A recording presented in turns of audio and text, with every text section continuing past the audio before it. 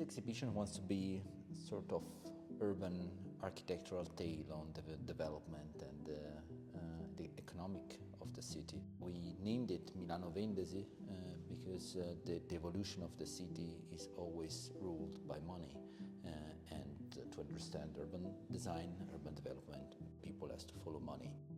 We decided to focus on Corso Buenos Aires because it's a really interesting spot area in Milan. I think in general, Milanese people nowadays, they dislike Corso Buenos Aires. People don't think that it's a nice or interesting place, but actually it's for us an extremely interesting and dense area. Dense in terms of things that happened and tales and history and things to learn from. Corso Buenos Aires is I would say an hyper-dense neighborhood, really close to the central station, reason why it's so dense. But it's not only the density of the bricks, the square meters, but it's also the density of functions, of different typologies for living, for buying, that makes a city.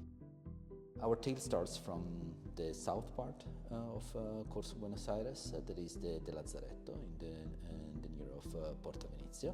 Porta Venezia was the ancient gate of the city, one of the main gate of the city, the one leading to Venice, to Venezia, built by Vanvitelli. And the Lazzaretto was the first big building that people saw after exiting, going out to the city. It was an hospital, a specific place for people extremely ill with plague, where they were confined in the 15th, 16th centuries.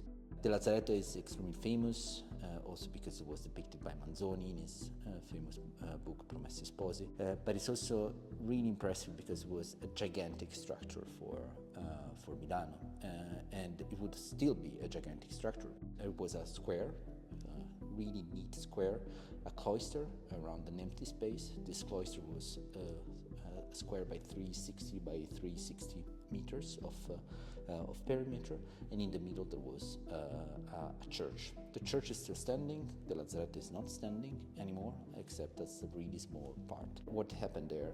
In the late 19th centuries, the Lazzaretto was almost useless, and it already underwent a big change, basically from hospital facility to residential or small shops and small activities that inhabited all of the small cells, cloister cells of the Lazzaretto. The structure had already been cut in half by the railway connection that was connecting east and west. So it was already undergoing big changes and kind of becoming open until the owner of the Lazzaretto, that was the Ospedale Maggiore, decided to sell the area.